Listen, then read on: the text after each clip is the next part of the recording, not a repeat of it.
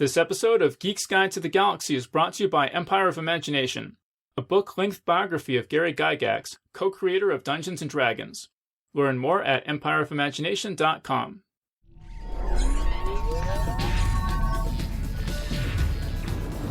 Wired.com presents The Geek's Guide to the Galaxy. And here is your host, David Barr Kirtley. Hello, and welcome to episode 207 of Geek's Guide to the Galaxy. Our guest today is David Kushner. His articles have appeared in Wired, The New York Times, Rolling Stone, Spin, and Salon, and he's also the author of several books about video games, including Jacked, which explores the controversy surrounding Grand Theft Auto, and Prepare to Meet Thy Doom, a collection of magazine articles about video games. And we'll be speaking with him today about one of my all-time favorite books, Masters of Doom, which tells the amazing true story behind the creation of the classic video game Doom. And today's show is brought to you by Empire of Imagination, Gary Gygax, and the Birth of Dungeons & Dragons. This is a terrific book-length biography of Gary Gygax, co-creator of Dungeons & Dragons, and it was written by Michael Whitwer, who joined us for our panel on the history of Dungeons & Dragons back in episode 170. Empire of Imagination is out now in paperback, and this new edition features an introduction written by John Romero, co-creator of Doom. Dungeons & Dragons is a cornerstone of geek culture, and Gary Gygax was a brilliant, colorful personality, a fixture of the Wisconsin wargaming scene who turned his unusual hobby into a multi-million-dollar empire, only to lose it all in an epic betrayal straight out of Game of Thrones. Empire of Imagination tells the story in a fun, accessible way, putting us inside the head of Gary Gygax as he lives through some of the most momentous events in geek history. The book is available online as well as in major bookstores everywhere. In addition to the paperback, Empire of Imagination is also available on Kindle, in hardcover, and as an Audible.com audiobook read by Michael's brother, Being Human star Sam Witwer. Empire of Imagination was named an Amazon.com Best Book of the Month for October 2015, and to GeekDad.com Best Book of 2015. Booklist writes, "For fans of role-playing games, and D&D specifically, the book is required reading." So again, the book is Empire of Imagination by Michael Whitwer, and you can learn more at empireofimagination.com. I also want to throw in a plug here for a Doom 2 deathmatch map I made back in high school that I'm still really proud of. It's called kprison36.wad, and you can learn more by visiting my website at davidbarkirtley.com, then clicking on blog, then clicking on the link that says Best Doom 2 Deathmatch Map Ever. Obviously, I'm a little biased, but I really think that's true. Here's how I described the map in that post. Quote, "This has got to be one of the most thoroughly play-tested levels in the history of video games. This map is basically what my friends and I did instead of high school. We played this map constantly as I was building it, and over months and months the level evolved to foster ever more elaborate wheels within wheels of strategy. Over a decade later, friends of mine who've already spent hundreds of hours playing this map are still playing it. It's a prison, and there are all sorts of buttons you can push that will open and close certain doors and seal off certain areas and activate certain traps. The basic layout is a ring, and if you're in a stronger position you can create a block in the ring and then circle around the other way. Alternatively, if you're in the weaker position you can shut a door and buy yourself some time as your opponent has to circle the ring. If you find yourself trapped in one of the cells, you can either hide and lie in wait for your opponent, or if you've got a rocket launcher you may decide a strategic suicide is your best option. The level discourages camping, as if you do your opponent will begin locking you away from all the best weapons. And to really excel you've got to learn all the ways into and out of the secret passage/torture chamber. Keith Burgun, host of the Clockwork Game Design podcast, writes, "I can totally vouch for this as one of the greatest Doom deathmatch levels ever devised. To see the map in action, go to YouTube and look up the channel of AX Doomer, who recently recorded a one-on-one duel using this map. If anyone wants to try out the level and send me a demo, I'd love to see it. I invested a gigantic amount of time in building this map, and I think it's really interesting, and different from a design standpoint from any other deathmatch map I've seen." So anyway, the map again is called kprison36.wad, and you can download it from my website at davidbarkirtley.com. Alright, and so now here's our interview with David Kushner. Alright, so we're here with David Kushner. Welcome to the show. Thanks for having me. Okay, so I really wanted to talk to you about this book because a few weeks ago my girlfriend's roommate was playing the new Doom game, and he's a big gamer, but it came out that he had never actually played the original Doom. Uh-oh. And that really surprised me, but he's in his 20s. How much of a gamer can you be? I don't think age is an excuse there. You got to represent your history. Yeah. Well, so for those poor people out there who have not played the original Doom, I just want to talk about it because it's so important in the history of gaming, and it's such an amazing story that you talk about in your book. So just for those people who haven't played the original Doom, could you just talk a little bit about what that was like when it came out and why everyone was so excited?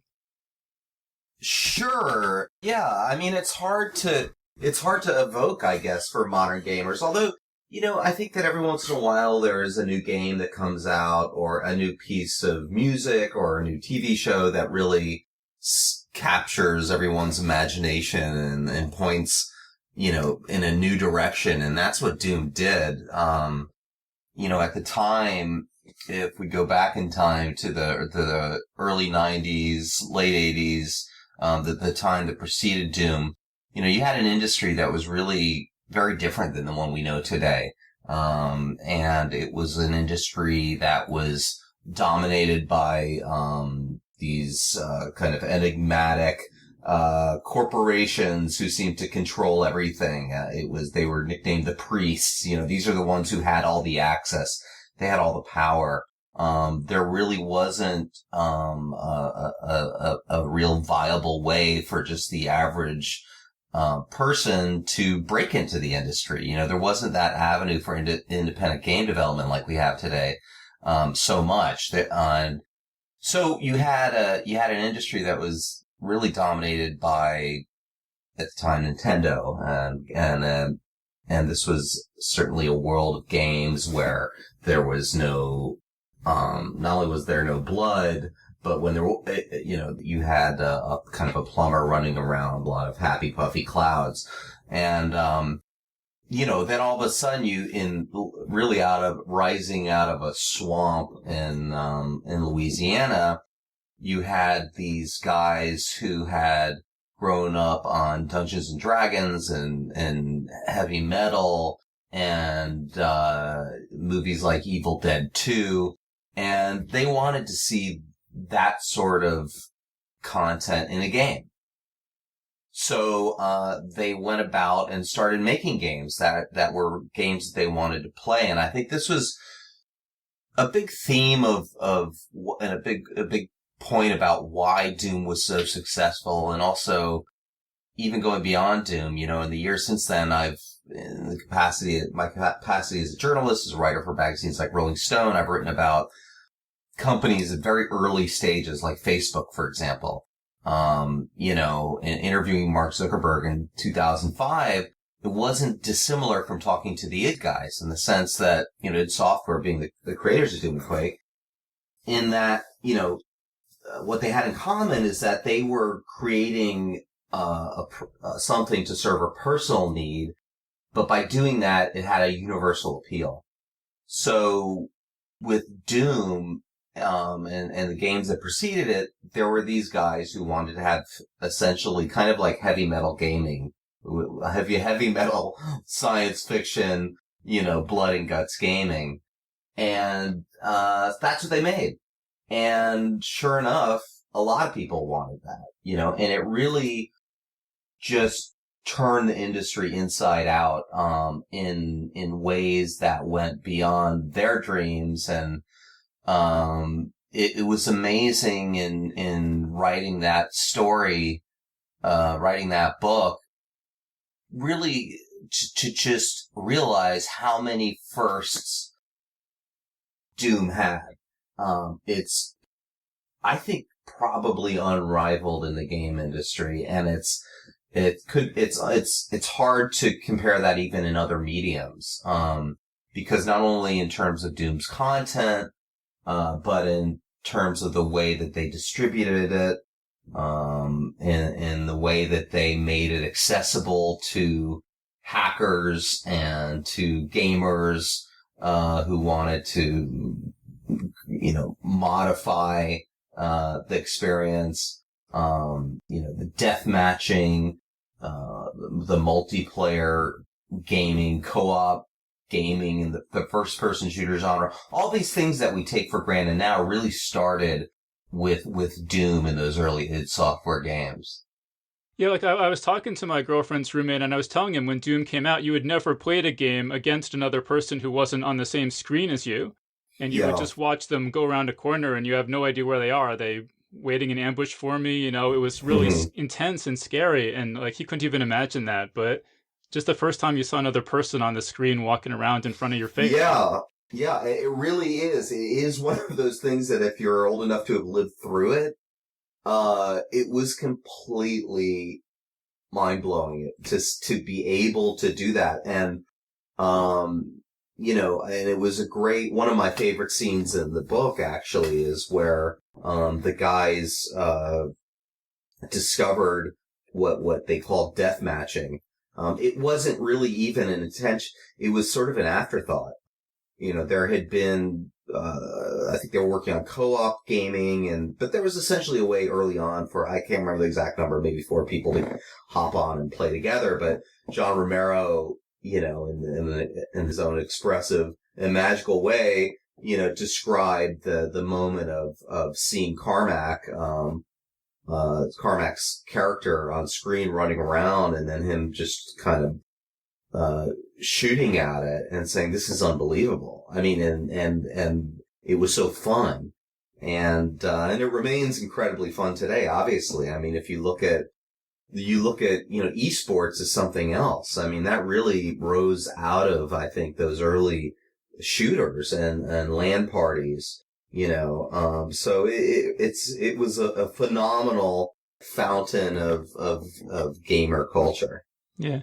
And you talk in the book about how when Doom came out, it was just like productivity ground to a halt all over the country. Yeah, that's true. No, it was. And I think that in one of their early press releases said, we want to be the number 1 time killer in the world. And they achieved that goal probably. You know, it's many people just, it was, in fact, the game that there were people who nicknamed the game Heroinware because it was so addictive. Yeah, I think the competitiveness of it, the sport, you know, it was really, brought a kind of a sporting experience to gaming that people hadn't seen that way. Like, I think, you know, just to date myself as someone who grew up in arcades, you know, that was, going to an arcade and playing, whatever it was, Street Fighter against your buddy and yelling at them. And, you know, that was really fun. And then to be able to do that in Doom was incredible. So, yes, it was certainly an efficient, time killer. And these days you can just play these multiplayer games at home, but back then it was very unusual for anyone to have 2 computers hooked up together in their house that could both play Doom. And so people would be playing in schools and offices, and you had to be kind of furtive about it a lot of the time. Yeah, that's true. I mean, you had to go, so you know, in a way, like college computer labs became almost like do-it-yourself arcades, right? Because that's where you could go and you had computers that were networked together. But what ended up happening is that people would just load their computers into their cars and drive over to their buddy's house and hook them all up. I mean, this still happens today. You know, I don't know if people still even know the term LAN party, which means local area network party. You know, I remember while reporting Masters of Doom, going to an early one in the middle of Kansas. And, you know, it was just it was funny at the time to see someone, you know, who had just driven from 5 states away, lugging their computer into this house, and they had to have their special keyboard and the special mouse. It was like someone showing up with their own, you know, I don't know, tennis racket or something to play against someone else. So it was all really phenomenally new, and that not only for the gamers, but for the creators and for the industry. So it made it a dynamic moment. Right. And so it gets to the point where even Bill Gates wants to associate himself with Doom because it's so popular. Yes, he does. Bill Gates, you know, there's a chapter in the book which is about the launch of Windows 95, and there was this great folklore behind that at the time, which was that, you know, the story was that I guess Bill Gates knew the extent to which Doom was a phenomenon. And later, it was reported that there were more copies of Doom than there were Windows 95 or something like that. But, Bill Gates basically saw Doom as an opportunity to showcase what Windows was capable of. And this is another facet of these games at the time, which is that they demanded so much from a computer. There were people who were buying high-end, still to this day, but really, especially back then, you had to really have a powerful machine to not only run the games, but really experience the games. And now, getting into the future games like Quake and all of that. So the games were a showcase for technology, and Gates recognized that. And, so he planned this whole Halloween event, which, became kind of the stuff of legend because it was built around, the event was kind of inspired by Doom, and they had the guys who created Doom do a Halloween, installation, kind of like a haunted house, which ended up involving the band Gwar and some prosthetic, genitals and, fake blood and you name it. So it was just like, they weren't ready for this at Microsoft, I don't think. But also what happened was that Bill Gates, had recorded a video where he dressed up in a trench coat with a shotgun, which at the time in 95 didn't have the kind of, the connotation which it now does. And, he came out and was shooting imps in the video, and then ended by saying, like, who do you want to execute today? And the story was that this videotape was lost. It was shown once and quickly just buried, and maybe in the desert in New Mexico with all the old Atari ET cartridges.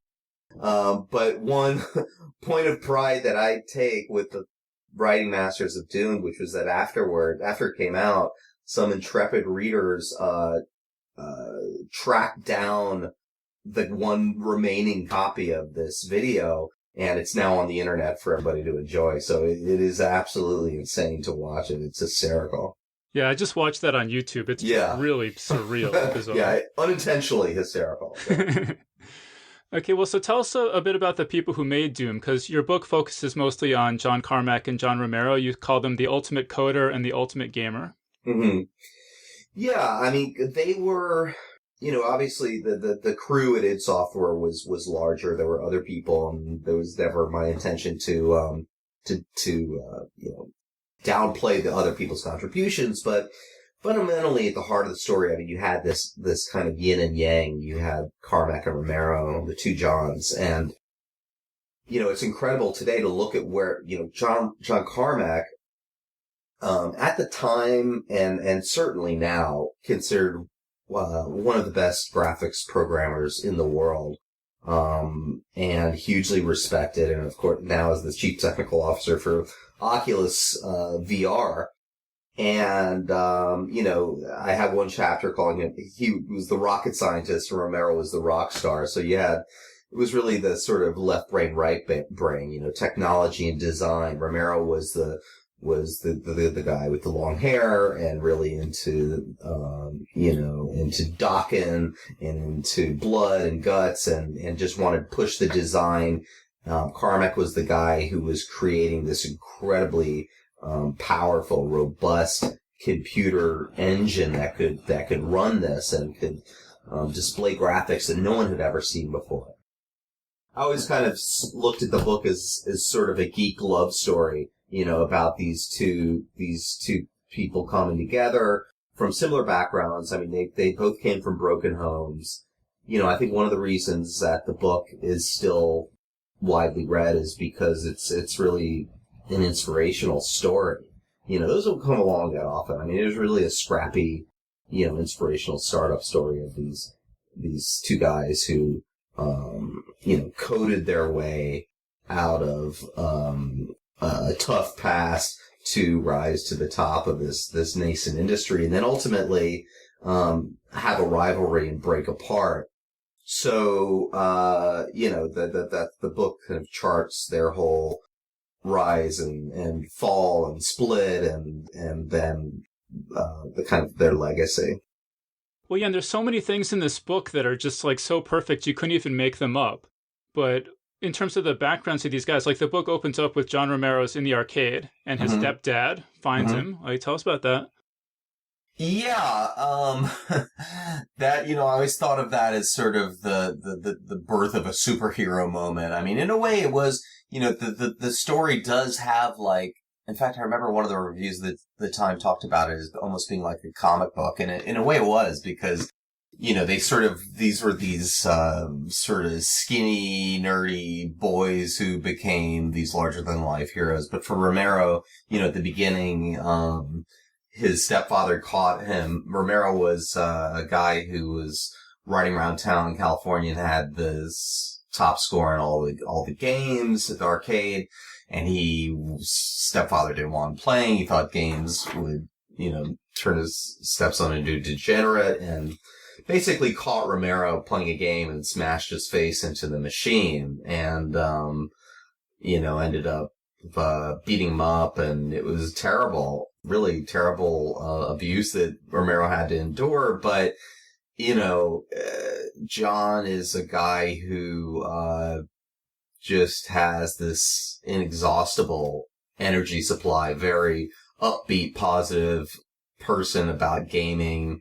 And, I think that also worked against him later because he really was and remains in a way Doom's greatest fan. And I think that a lot of players in the community didn't know how to take that. They took it as ego, and there probably is ego there.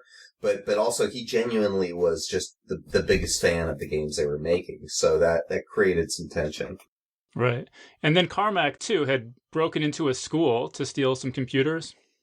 Yes. Carmack, he also was kind of bumping up against some, his mother didn't think that pursuing a career in gaming was really viable. I mean, this was a different era, keep in mind. So maybe parents had a reason to think that.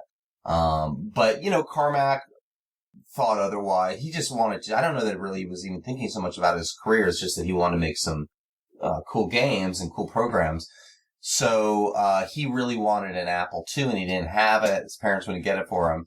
So, he decided to make some homemade thermite, which he then went to, which is an explosive. And he went to the school with some friends and put some thermite on a window and, was able to, kind of blast a hole or burn a hole through the window. And they got in and stole computers, and he ended up getting busted and sent to a juvenile home. So, as I said in the book, the other kids that were in there for drugs and he was in there for an Apple II.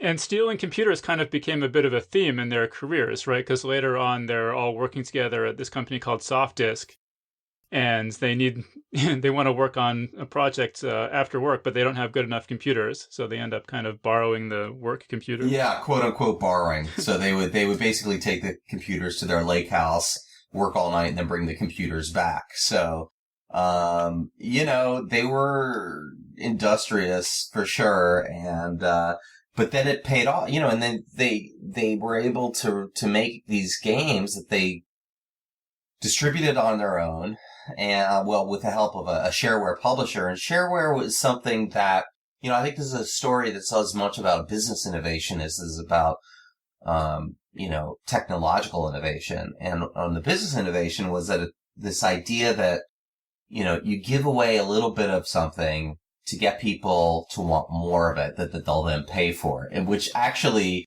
is something used as a technique used by drug dealers, among others.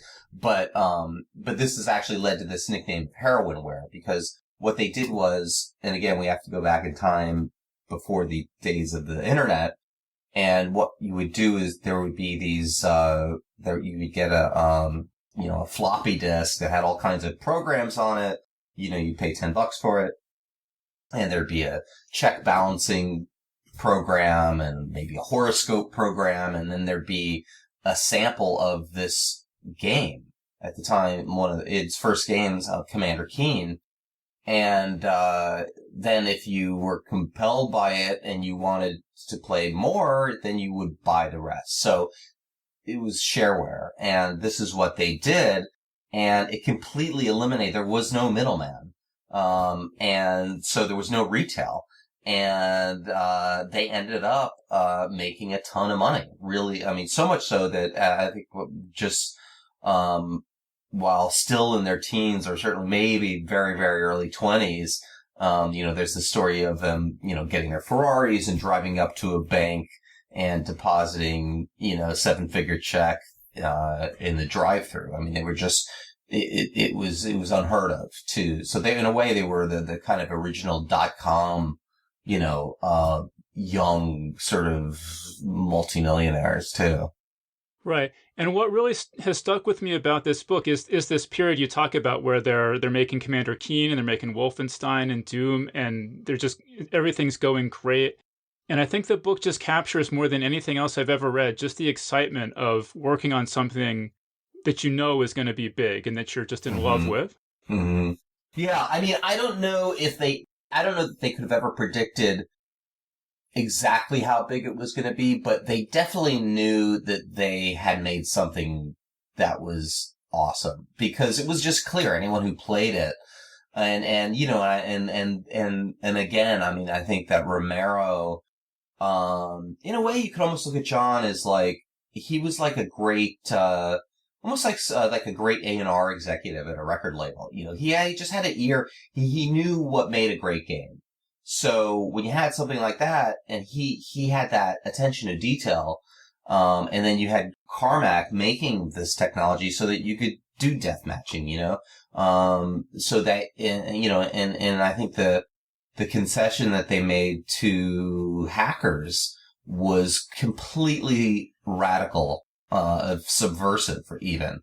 I mean, business people just thought they were nuts. Why would we want to make a piece of software that, somebody could manipulate and change? Like, that seems crazy, and then they could change it and maybe they would sell it themselves. I mean, there were a lot of people who did not believe in this idea at all. And that's still coming out of the era of Nintendo when everything was just, totally locked up. But these guys said, no, listen, it's fun to mess around with code. So, after they saw someone put a Barney the dinosaur into, Wolfenstein, instead of a Nazi that you could shoot Barney the dinosaur, they said, this is incredible. Let's make this really easy to do in Doom. Or somewhat easy, actually. So Carmack created a system so you could kind of get in there and move files around. And sure enough, that seeded, the community of mod makers, which it's like you said, there's so much that you couldn't make up. I mean, it almost sounds like you're being hyperbolic, but the community that grew out of the Doom and Quake mods, you're talking about some of the biggest companies in that world right now. I mean, Valve, came out of that mod world. You also had, Bungie, future makers of Halo. I mean, they started out with a Doom ripoff called Marathon, for Mac. You have Epic Software. I mean, there's just so many. And then you had a generation of players who really, that was their experience with coding, to the point at which someone told me in the industry that, like, having a Quake mod became the sort of default resume for somebody applying, for a job. So. Yeah, well, and then, I mean, just another of these things that you couldn't make up is that they were all playing Dungeons and Dragons, and their Dungeons and Dragons games weirdly mirrored and or prefigured things that happened in their real lives.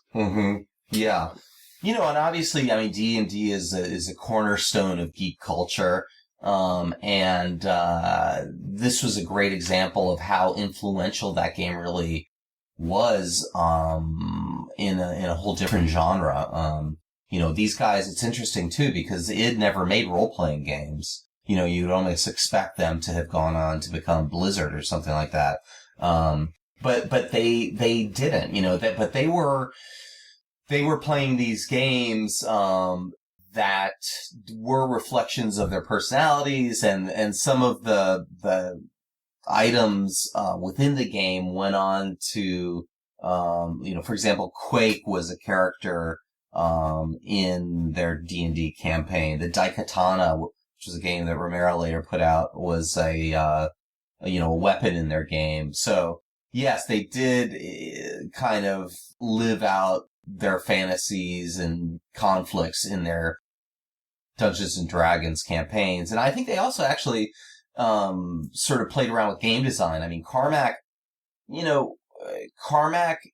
is, as anyone is much more complex maybe than people realize or think about.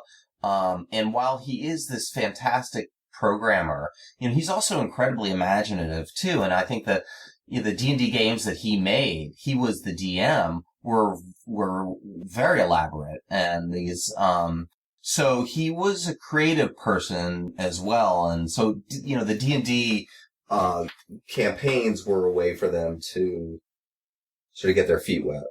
Right, but there's such a striking thing that happens where basically Romero destroys Carmack's world through his own recklessness. Mm-hmm.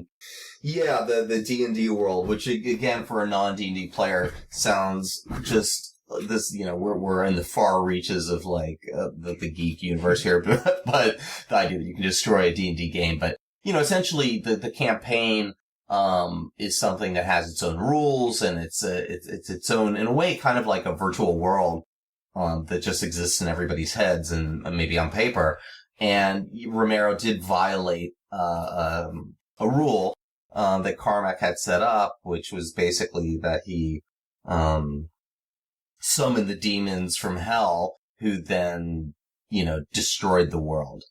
And so yes, it was interesting because it did foreshadow a lot. It foreshadowed games that they made. It foreshadowed conflicts that they had. So it was an interesting part of their story. Yeah.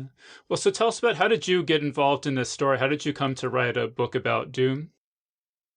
Well, I was a big geek, basically, who wanted to write a book. Yeah, I mean, essentially, I'll never forget, there was a moment where I had grown up playing games, not a programmer, but big gamer and very early on the internet.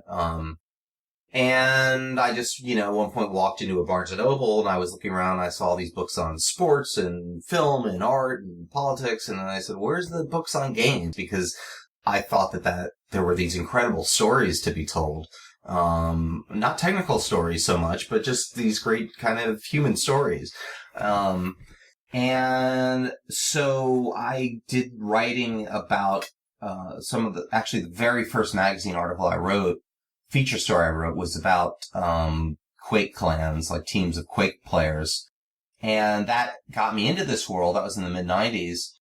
And then it was sort of one of these 3 a.m, like, epiphanies where I said, well, gee, I could do a book about Carmack and Romero. Like, they're perfect characters. And this whole, at the time, trying to think, when I first started, I'm pretty sure they had not been split up very long. And so there was a rivalry and there was influence. And I really, from day one, I always saw this story as kind of a great, I'm a big fan of rock biographies, like Hammer of the Gods. Story of Led Zeppelin is one of my favorite books of all time. And like, to me, this was like this is almost like Hammer of the Gods for gaming. And I said, okay, I'm in. I'm totally in.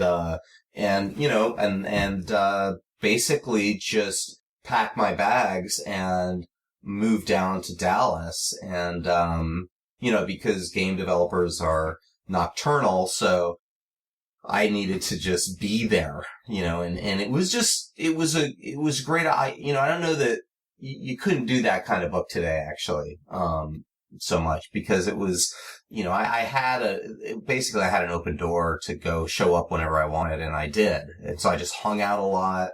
Would show up at Romero's house at midnight and, talk to Carmack and, and then talk to everybody else. So it was an incredible amount of fun to write. I heard you say in an interview that you were taking a big risk by moving to Dallas like that. What was the risk? What was the big risk? Well, that it could suck, I suppose. The risk was also that, not that just that Dallas could suck, which it could, and in parts, in certain ways, I thought it did. But that, the risk being that I didn't know really these guys were on board, but you don't really, as a journalist, you really don't know what you're going to get from somebody. And often what you hear is just about them is completely false in terms of how open or how closed they are. So it's a crapshoot. But so I did kind of move it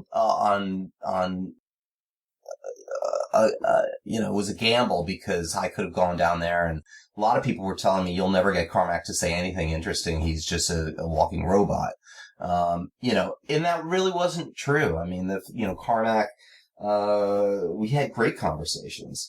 So, it was a risk in that sense that I didn't know what I'd get from everybody, but I got so much, and I got so much more than every day it was just hearing these stories that were just, for example, there's a great story about Romero. I believe, it was Romero got locked in a room at the office, and John Carmack had blown some of his, Doom money or Wolfenstein money on a battle axe. And, and the next thing you know, he's like chopping down the door and everyone's chanting battle axe. And it's just like, those kind of moments that were just so fantastic. So it was essential to be there. Right. And so you mentioned that at the time that you met them, they had just had this big falling out. Could you explain a bit more about that? Yeah. They had, Carmack himself once wrote online that he said that, Romero wants to build an empire and I just want to write great programs. And I think that was essentially what their divide was.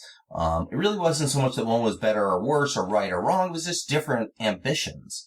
Romero did want an empire. He went out and built one. It ended up not doing so well. Or actually, it did better than people realize, I should say. This is his company, Iron Storm. They actually put out games that did well, but his particular title, Daikatana, didn't do great. But they, Carmack was sort of more of like the lean, mean machine focused on the code. Romero was focused on wanting to have a big studio, churn out all kinds of games. He was really into like the persona and the rock star life. Carmack was really much more into, he just, had this line where he said, just put me in a room with enough pizza and Diet Coke and a computer and then that's all I need. So that there was a fundamental conflict there. And ultimately, after Quake, that's what really split them apart. Right. And so then Romero goes on to found his company Ion Storm, which one of the executives there described as they wanted it to be like the Willy Wonka of the gaming industry. Mm-hmm. Yeah, and Ion Storm, for those who remember it at the time, Daikatana almost became like the water world of gaming, or the Heaven's Gate of gaming. It was a famous disaster in the press. The press just savaged it before it came out. Basic story was that it was going to be, this was going to be the most ambitious game ever made. And, in fact, it was so ambitious that it never really came out. It kept being delayed and delayed and delayed and delayed. And then when it finally came out, it just didn't really live up to the hype. And, but at the same time, Romero built this studio where he had other people making games. And there were some great games that came out of Ion Storm. Warren Spector, put out a game called Deus Ex, which was really well, received, and Tom Hall put out this game called Anachronox. So, they did some good work there, but it was an epic, disaster of ambition in a lot of other ways. Yeah, because I actually had a friend, when I was in college, I had a friend who was working at Ion Storm, and so I went out there for a week for spring break, and I thought it was more, to my mind, it was more sort of Pleasure Island than Willy Wonka. It just seemed like things were totally out of control. I could just tell it was going to be it was not going to work. Yeah. And they bought, Romero got this like 20,000 square foot penthouse office on the top of the Chase Banking building in Dallas. And that was another one of my favorite anecdotes, was how, it had actually a glass ceiling and it looks cool, but then, when you realize that you're 50 odd stories up in toward the Dallas sun, that's not a great thing. So they had to spend just tons of money trying to figure out how to keep the sun out, because not only is it hot, but when you're making games, the worst thing you can have is the sun glaring onto your screen. So they tried all of these elaborate means and shades and like these cloud things that would, move across the ceiling. None of it worked. And I was actually there when this was going on, and it was hysterical because one day what happened, they just sent out, one guy just said, screw it. And he just went to Home Depot and he came back with a bunch of this big black sort of fabric, thick, I don't know, kind of industrial, fabric tarp or something. And they strolled it over all of the cubicles so that when you walked in, all you saw was these big black mounds. And then you would occasionally see a gamer sort of emerge from the stinky mound, so it was really, it was pretty funny at the time, but, and then in contrast to id Software and John Carmack, who, would be happy again just working in a metal chair. I mean, it wasn't with the card table. I mean, that was about all they had there. Well, my friends had told me, who was working there, had said that the enemy AI was just fantastic. Mm-hmm. But then when I got there, it wasn't working at all anymore. And he said that the guy who had programmed it had quit. And then the guy who came in didn't understand the first guy's code. And so they had to completely start over. And people were just quitting all the time. And it was just crazy. Yeah. I think making a great game and running a company are two different skill sets. Yeah. Well, there was also this thing that happened where there was this ad that said John Romero's going to make you his bitch. That kind of really... Yeah, that rubbed people the wrong way. that rubbed some people the wrong way. There was a lot of bravado behind the marketing of it. I mean, again, going back to that period of time, now we're talking about late 90s. It was the other thing was that you had Texas was at the heart of the game. It was Texas. It was sort of odd, you don't think of Texas as churning out, not just Texas, like Austin, Texas, but, you're talking about these guys are in Mesquite. I mean, they're in this little like cowboy town and they're churning out these games. And there was a kind of, there was a bit of a cowboy. It was brash bravado. It was like, I'm going to kick your ass. It was the beginnings of death matching. So they try to reflect that in the marketing and the ads, but it didn't go over too well, especially when the game that it was hyping wasn't coming out. And, when people felt that and when it did, it didn't deliver. So that sort of didn't work. Right.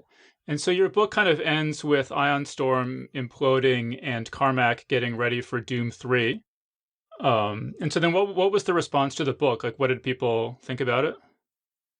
Well, fortunately people are still reading it now. I mean, I think that it's had a really interesting life of its own, I have to say. I mean, I've written many stories for magazines. I've written a number of books. Masters of Doom is a very unique one because I really do feel like it's just got a total life of its own. And, it always kind of sells very steadily and people are always discovering it. And I do think that it's found its place, as a kind of a go-to book if you're interested in the game, and not just the game industry, but the software industry. And I think, I'll take some credit because I wrote it. I also think it was just this incredible, moment in time that I was fortunate enough to be able to be there and capture. And it's just still continues to capture so many imaginations. And again, I think it's the inspirational part of it. And it's also, that the life that these guys, the sort of, in a weird way, not even a weird way, but Masters of Doom in a way it's kind of a prequel to the world of VR that we're in now. I mean, John Carmack, all of the id games were really kind of baby steps into virtual reality. And we talked about that very, very explicitly. In fact, I think that's a big theme of Masters of Doom was this idea of these guys, starting with the holodeck, from Star Trek, that they wanted. Carmack had this line I'll share with you an interesting little anecdote about what happened after the book came out. In the book, Carmack has a line where he says, he had said to me that he thinks it's a moral imperative to create virtual reality. And what he meant by that was, that, in a virtual world, there's unlimited resources, there's this whole different economy. Somebody who could live in squalor could live in a mansion in a virtual world. And so he did feel like there was this moral imperative to bringing this to life. And again, being weaned on the holodeck and this idea of stepping into a world of fantasy that feels real. That was just the ultimate geek dream. So, the book comes out, and then what happened was, there was a young guy who read Masters of Doom around the time it came out, and he was very intrigued by this idea of virtual reality being a moral imperative, and was a huge fan of John Carmack's. And he ended up tinkering with creating his own virtual reality gear, and it was made in his garage, and Carmack ended up seeing it, kind of hearing about it through the grapevine, and thought it was really incredible, and said, "Can I help to spread the word about this?" And the person who he was helping was Palmer Luckey, who ended up becoming, he was the creator of Oculus, and John Carmack ended up going to leave id Software, and to go work with Palmer and become the CTO. So it all became kind of full circle, and I don't take total credit for bringing them together, but I will gladly accept some Facebook shares in return for that. But it's just, I think the bigger point of that too is just that these games, it was not just about Doom and Quake and all of that, but it really was that these guys were chipping away at a larger virtual reality, which is now really coming into fruition. Yeah. Well, I mean, that must be really exciting, though, to write a book and then you kind of become part of the story in that way. Yeah, it's cool. I mean, it's cool. I think it's also something that happens when you've just been around for a while like I have. But yeah, no, it was very cool. And it was, it's exciting to see where the characters in the book have gone. I mean, Romero, had a great deal of success also in ways that were kind of quiet. People didn't really know what he was up to, but, working on other games, and also working as kind of, not quite, well, I guess you're an elder statesman when you're in your 40s in the game industry, but, Romero also became, he's just an incredible source of knowledge and history, and got involved in education, of game education, and, is now, continue to make games, and is actually now reunited with Adrian Carmack, not relation to John Carmack, to make a new shooter. So, they're all still around, and a lot of people some of the others who worked on some of these early games like Quake, are also working with Carmack at Oculus. So, people are still very active in the game community. Yeah. Well, you mentioned Adrian Carmack. I just kind of want to mention him because I didn't even realize that he also has kind of an interesting backstory where he had spent a while, his job was photocopying pictures of people's emergency room mishaps, and he developed this huge sort of mental catalog of grotesquerie. Yeah, no, Adrian's was a really talented artist. He was the main artist behind those games, and in fact, in Doom, I remember there was a story about Adrian. He would see all these photos, and he kind of liked that gruesome imagery, the H.R. Geiger kind of art. And there was a story in Doom where I believe another artist, Kevin Cloud, skinned his knee or elbow, and they scanned it and they used it as a texture for walls in Doom. So It was kind of like, they were also, they were just anything went. I mean, in a way, they were kind of punk. They were kind of a punk band too, even though they had heavy metal influences. They were punk in the sense they just really didn't care. Like, they just did what they wanted to do. And, I think that's also what makes their story appealing. Right. There's a part where you quote the guy, I think it was the guy who founded Dwanga, who you say that he wasn't really into games, but he was savvy enough to realize that the gaming was the new rock and roll, and these guys were the new rock stars. Yeah, I think they were, partly because it's like, it was wish fulfillment, people were like, wow, look at these guys, they're making these really cool games, they're making all this money, no one had really had so much seen that before, and then, and also there was an element of danger, when these games started to get blamed for inciting people to real life violence. I mean, Doom got blamed for, an early school shooting. And then, of course, for Columbine, it became, one of the many targets. Right. Which is funny because you go and look at Doom now and it just kind of looks like a cartoon.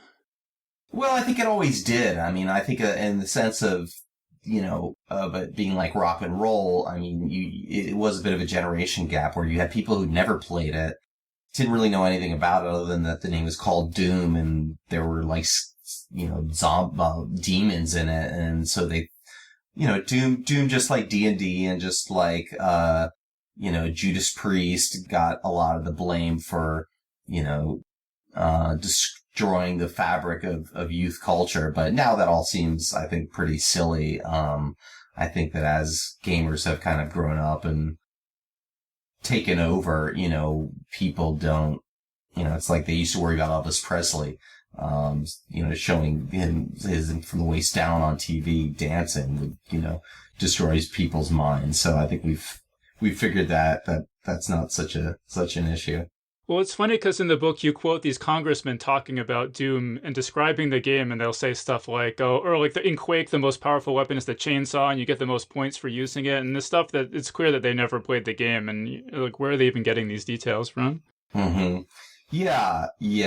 And, look, this hasn't gone away entirely, and certainly in the days after Doom, you had Grand Theft Auto, was a huge lightning rod.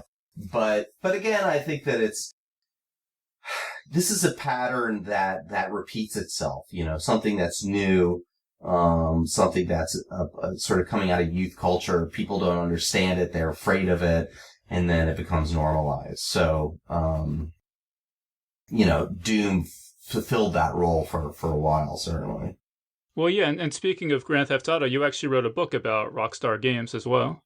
Yeah, I did. I wrote, a few years ago, I wrote a book called Jacked, which was, the story of Rockstar Games and, Jack Thompson, who was, gamers probably remember, who was a kind of a crusading, culture warrior, attorney who vowed to destroy Rockstar Games.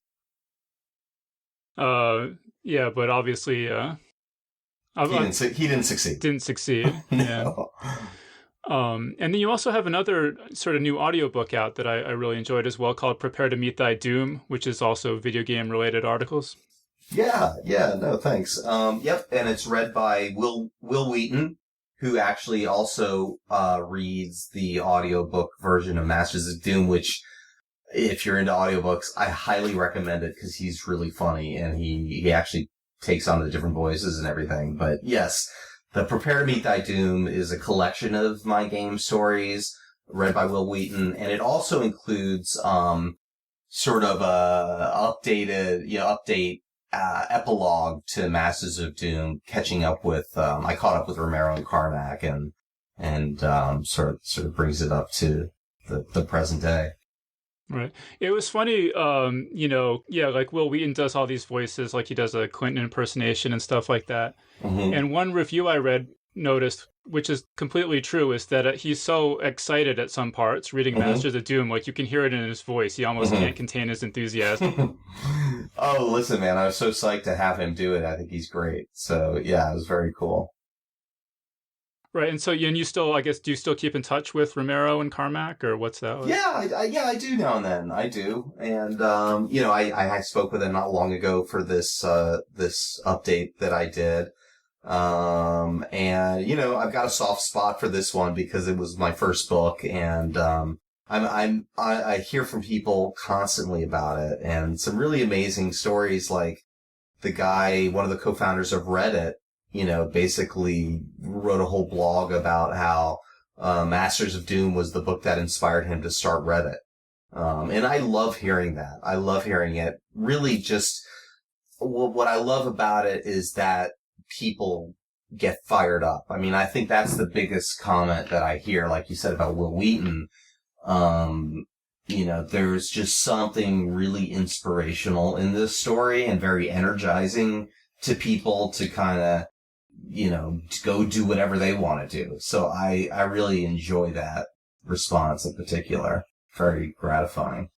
Yeah, and I also just want to mention in Prepare to Meet Thy Doom, I mean, like you said, it's a bunch of different magazine articles, but there was one about EVE Online that I just found so moving and interesting. Yeah, that was, Sean Smith was one of the 4 diplomats killed in Benghazi, and he also happened to be a very, very prominent gamer on EVE Online.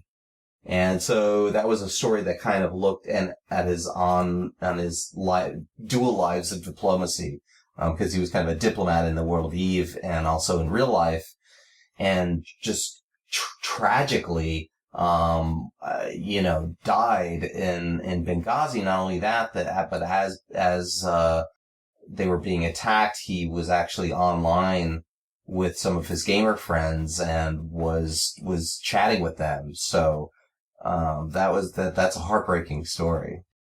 Yeah, I was really kind of getting emotional. I mean, yeah, they organized sort of a, what would you call it? Like a vigil? With the spaceships out in space, and just the way you wrote it is just really beautiful. Thanks. Yeah. I mean, it's a sad story, but it also, I think, really, it did sort of capture how important these communities are to players and how real it is. And I think that also, going back to what we were saying before, it flies in the face of a lot of the sort of the negative attention that games got and still get to some degree. People thinking that people are addicted and isolated, which, listen, people can be addicted and isolated watching TV, but the reality is with games, there's been a tremendous community there too. And, that's what Sean Smith, was part of before he died. Right. Are you still in touch with anyone who's still at id? Did you have any? About the new game? Well, I mean, I know about the new game, but no, I mean, actually, as I noted in the sort of new update I wrote to Masters of Doom, this is the first Doom without either Carmack or Romero involved. So most of the original team is no longer there. And that's not to say that the new team is not doing well. Of course, they're doing very well and they're carrying on the spirit, but, it is sort of the end of the era. Yeah. Have you played the new Doom? Like, do you have any thoughts on it?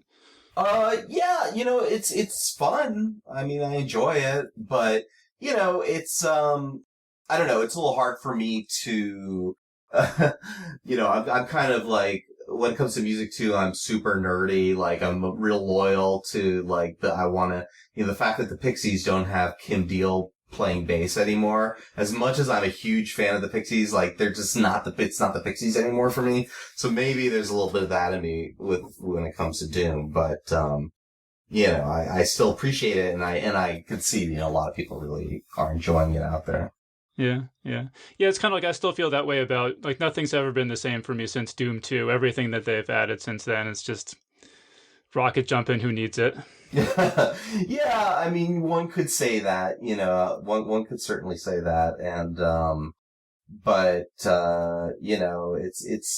there's so much new, I mean, the stuff that Carmack's doing, on the gear with Oculus. I mean, that's in a way, I think we're these are the Pong years for virtual reality, just like those are the Pong years for gaming. So it's the beginning of a whole nother chapter. Yeah, so will you be writing Masters of Oculus? Masters of Oculus. Well, I do have actually a story in the new Rolling Stone, although it won't be the new Rolling Stone when this runs maybe, but I did write a feature story all about Oculus, that just came out in Rolling Stone. Oh, cool. What's it called?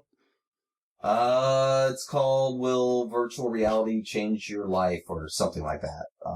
I can't remember exactly. One thing is writers don't necessarily come up with headlines for their magazine stories. A lot of people don't realize that, but, and in the day of the internet, now on the internet, headlines change. They'll change the headlines as they're online, so it's hard to keep track. Yeah, no, I mean, I've certainly experienced that with this podcast. When it goes up on Wired.com, they often change the headlines, and then people are like, Sure. No, I hate you, I hate you so much. And based on all the SEO and the metrics and all of that. Yeah. All right, so David, so we're pretty much out of time. Do you just have any other projects you want to mention or final thoughts or anything?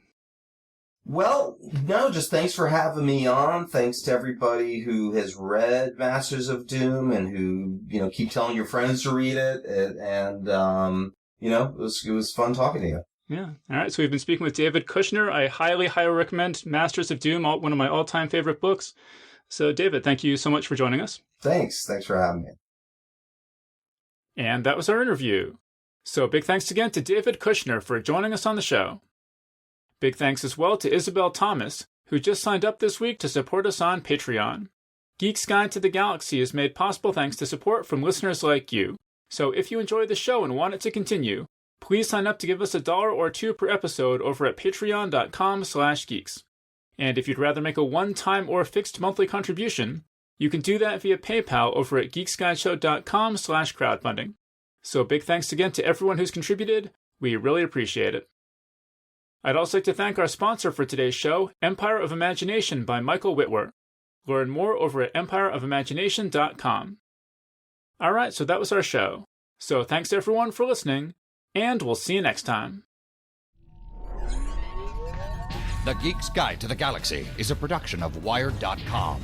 For more information about the show, visit geeksguideshow.com. To learn more about your host, visit davidbarrkirtley.com. Music and voiceover produced by yours truly, Jack Kincaid. If you enjoyed this program, tell your friends. If you didn't enjoy it, tell no one. Thank you for listening.